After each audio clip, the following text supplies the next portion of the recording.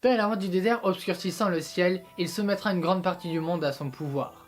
Plus grand empire du monde, ayant soumis l'Eurasie de la Pologne à la Corée en passant par l'Irak.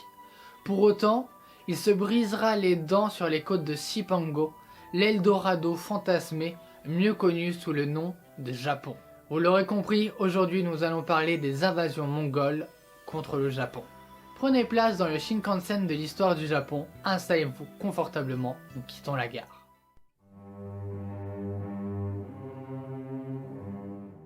En 1213, l'Empire mongol franchit la muraille de Chine. En 1215, Pékin est prise. En 1227, c'est au tour de Kaifeng de tomber. Cependant, il ne soumettra la Corée qu'après 6 campagnes, de 1231 à 1259, soit au bout de 28 ans.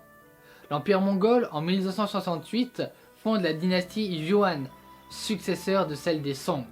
C'est alors tout naturellement que Kubilai Khan, petit-fils de Gengis Khan, se tourne vers la fabuleuse Cipango, dont les Chinois parlent tant et que Marco Polo ramènera en Europe. Faisant parvenir une lettre au régent de Kamakura, Hojo Tokimune, il y somme le Japon de se soumettre en tant qu'état tributaire, ajoutant qu'il serait regrettable d'en arriver à la guerre. Pour autant, Kamakura se montre intransigeant.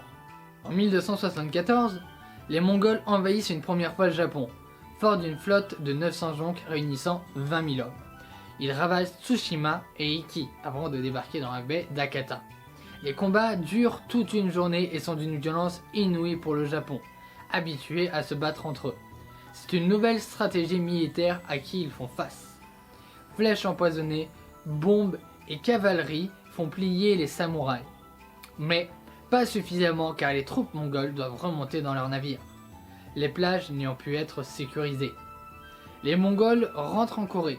Tempête, typhon, manifestement rien de tout cela. Ce qui se trouve être en réalité une construction historique postérieure renforçant l'aspect pays protégé par les dieux. Il s'agit plutôt de divergences dans l'état-major qui forcent la retraite.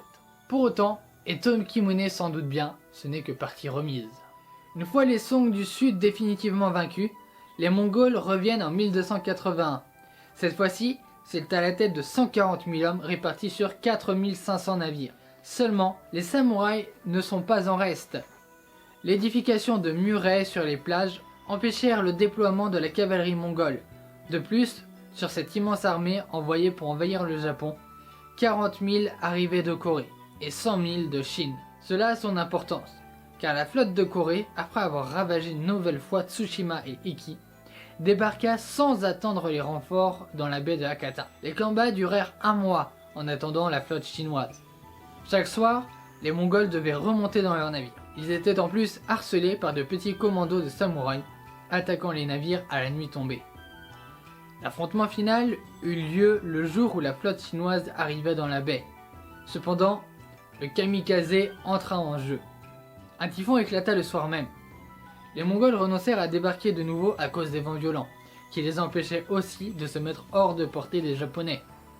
2 jours plus tard, les samouraïs contre-attaquèrent, poussant les Mongols à se replier dans les criques. Mais le typhon était bien là, et la flotte perdit 2000 navires avec leurs équipages. Ce typhon, surnommé kamikaze, ce qui signifie vent divin, marqua la fin de la deuxième offensive. Seuls 30 000 Mongols rentrèrent sains et saufs en Chine. Les Mongols, qui restèrent sur place, furent impitoyablement exécutés. Si ces invasions renforcèrent le prestige du pouvoir en place par le succès de ces 2 défenses, le problème était là. Ces 2 guerres étaient défensives, et le pouvoir n'avait qu'une reconnaissance symbolique à offrir, aucun gain territorial. Je terminerai cet épisode en évoquant le fait que Kamakura se préparait à une 3e invasion, et les Yuan comptaient bien là-dessus. Cependant, de nombreux problèmes les forcèrent à avorter cette invasion. Cet épisode est donc terminé, j'espère qu'il vous aura plu, n'hésitez pas à lâcher un petit pouce bleu, à vous abonner, à mettre la cloche si ce n'est pas déjà fait, à mettre un commentaire pour dire si cela vous a plu, si vous voulez que je creuse le sujet, ou que j'approfondisse un des points de la vidéo. Sur ce, on se retrouve du coup la semaine prochaine et le 3e épisode portera sur Yoshiwara.